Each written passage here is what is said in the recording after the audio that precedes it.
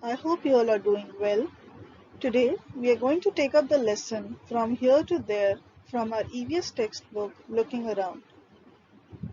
As the name From Here to There suggests, we are going to talk about the movement that people do from one place to another with the help of vehicles. We will learn about the vehicles that we see around us, its importance, mode, how it functions, and so on. In this presentation, we are going to cover the following topics. First, we will talk about the mode and means of transport, the different modes of transport. Then we'll explore the vehicles according to the distance traveled. And then we'll conclude the presentation with the topic, why are vehicles important for us? So let's begin with the first topic, that is mode and means of transport. We'll begin with this poem, which is there in your EVS book on page number 68. The train. Come on, children, let's play a game. Climb aboard the chugging train. Blow your whistles and take your seats on two shoulders, if you please.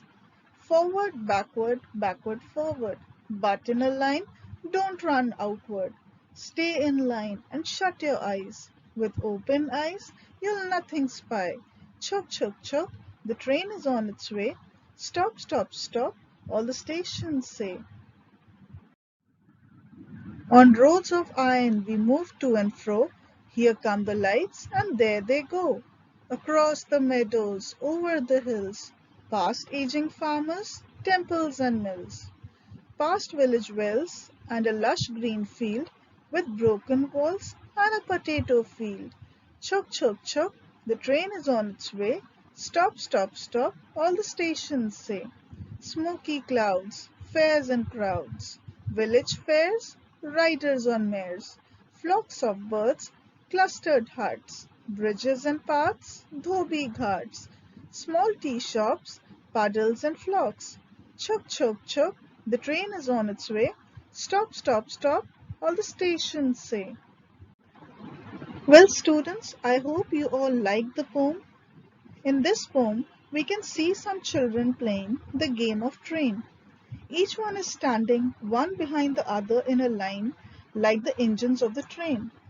And we see how they move to different places like across the meadows, over the hills, past the temples and the lush green fields. And they are making this movement on the roads of iron, which is the railway track. So students, how many of you have traveled in a train? I'm sure most of you have. My next question is, can a train move anywhere? Can a train fly in the air or float in the water? Well, I'm sure your answer will be a big no, as trains flying or moving in the water can only happen in cartoons and movies, as a train can only run in the land on the railway track. So, this brings us to the first topic, that is the difference between mode and means. Mode refers to the medium where the vehicles move, like air, land, and water. And means refers to the vehicles which we travel in to move from one place to another. For example, car, bus, aeroplane, etc. Now let's move to the second part of the topic, that is different modes of transport. As I just mentioned to you, mode refers to the medium where the vehicles move. Therefore, there are three different modes of transport: air, land, and water. Let's talk about the air transport first. The vehicles that move in the air are known as air transport. These vehicles help us travel to far off places through the medium of air. For example, an aeroplane, helicopter, etc. Next, we have the land transport. The vehicles that move in the land are called land transport.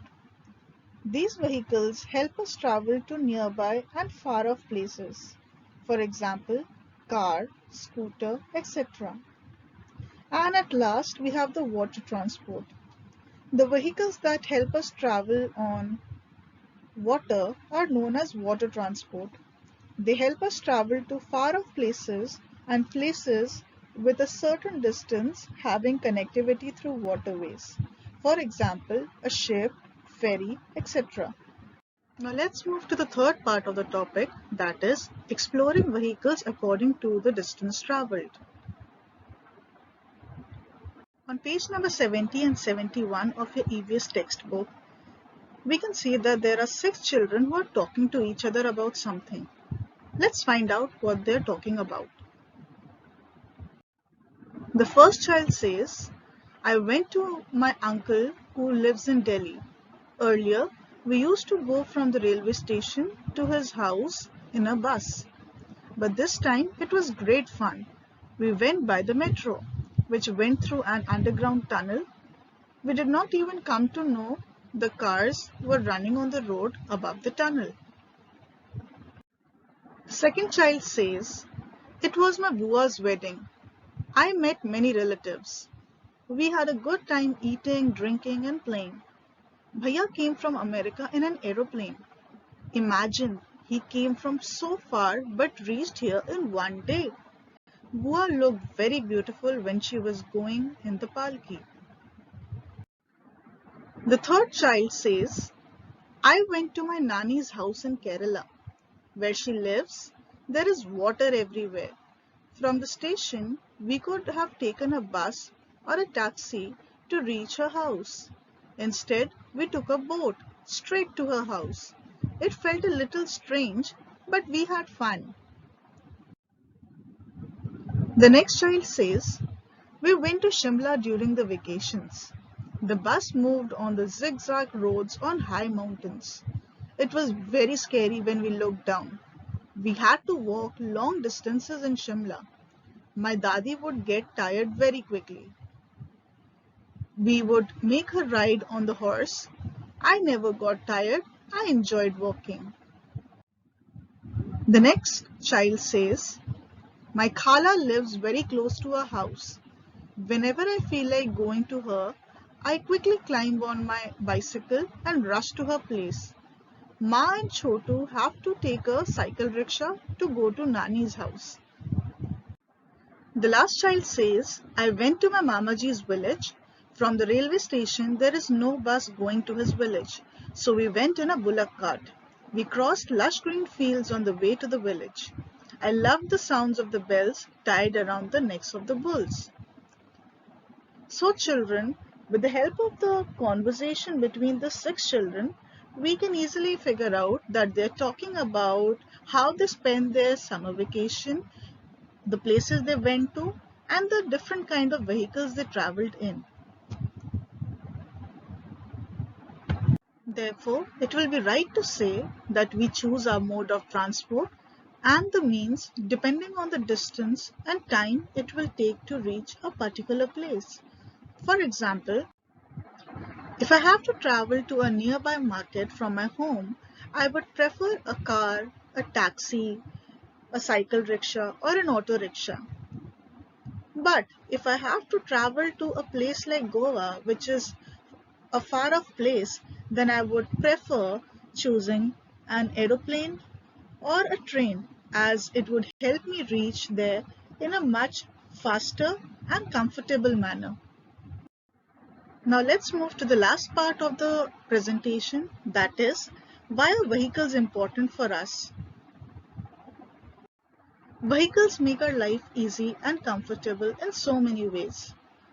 Here I have listed few points to help you understand the importance of vehicle. First, a vehicle helps us to travel from one place to another through its different modes like air, water and land. It helps us to travel to nearby places also and to far off places as well.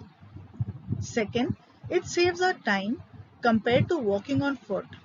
And as I just mentioned, it makes our journey more comfortable.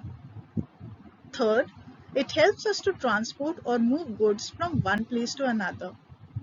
And at last, it helps us during the emergency situations. There are some special vehicles or the emergency vehicles that are meant specially to be used during the emergency situations. For example, a police van, an ambulance, a rescue helicopter, etc. With this, we conclude our presentation. Thank you.